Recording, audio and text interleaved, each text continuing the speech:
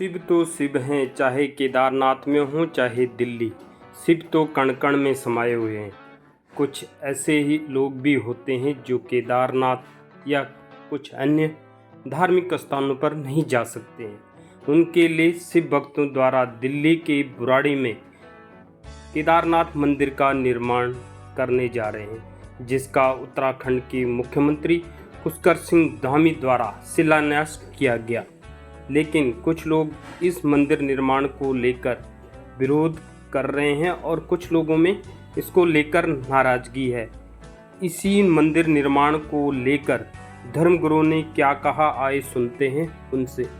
श्री गंगा देव्यै नमः, श्री भवानी शंकराभ्याम नमः। आज एक नया विषय चल रहा है कि केदारनाथ धाम मंदिर का निर्माण हमारे सुरेंद्र रौतेला जी के द्वारा दिल्ली में किया जा रहा है। मैं सभी भक्तों से और अपने केदारनाथ के सभी तीर्थ पुरोहितों से, केदारनाथ जी के रावल जी से, क्योंकि मेरा सबसे बहुत प्रेम है, मैं आग्रह करना चाहूँगा कि इस पे कुछ लोग राजनीति कर रहे हैं कि केदारनाथ धाम दिल्ली में बन रहा है।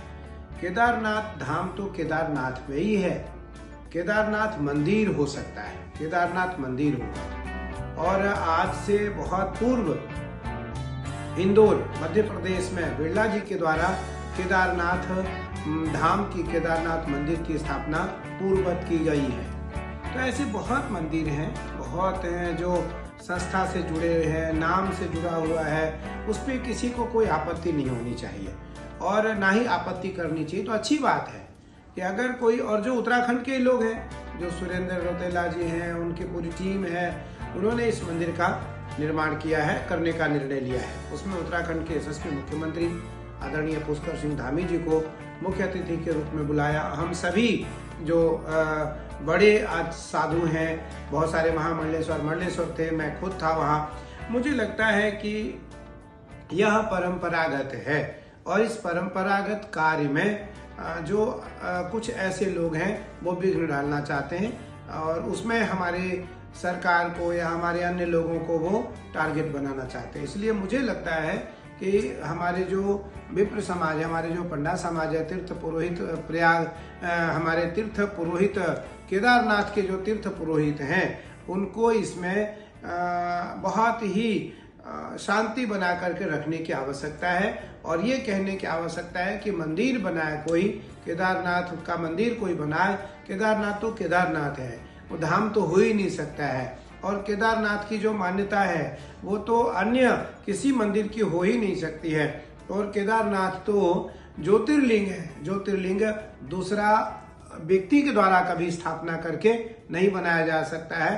केदारनाथ की मान्यता दृढ़ है, निश्चयी है और सुदृढ़ है, परिपक्व है। इसलिए उस मान्यता पर किसी भी प्रकार का कोई व्यक्ति जो प्रश्न चिन्ह या निशान नहीं दे सकता है।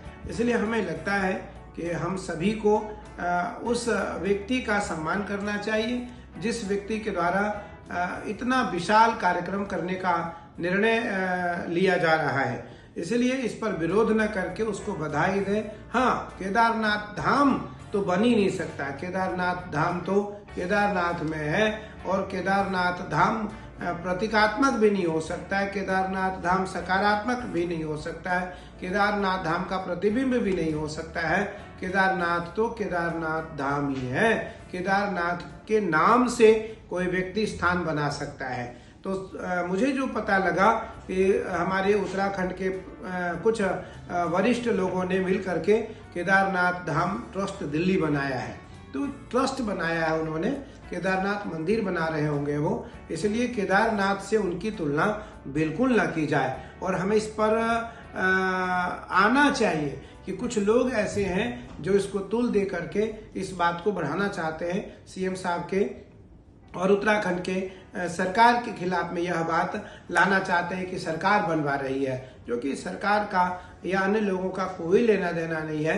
क्योंकि मैं भी उस कार्यक्रम में विशेष अतिथि के रूप में, अध्यक्ष के रूप में वहाँ उपस्थित था और बहुत सारे संत देश के थे।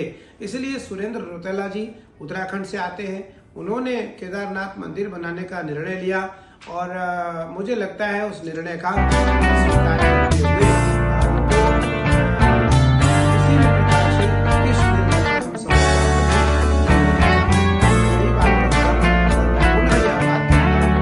किसी प्रकार की कोई राजनीति न करें। यदि कोई मंदिर बना रहा है, परंपरा को आगे बढ़ा रहा है, सनातन धर्म को लेकर आगे आ रहा है, तो उसको बधाई है, साधुवाद है और धन्यवाद है। जय श्री कृष्ण, जय गंगा मैया, जय उत्तराखंड।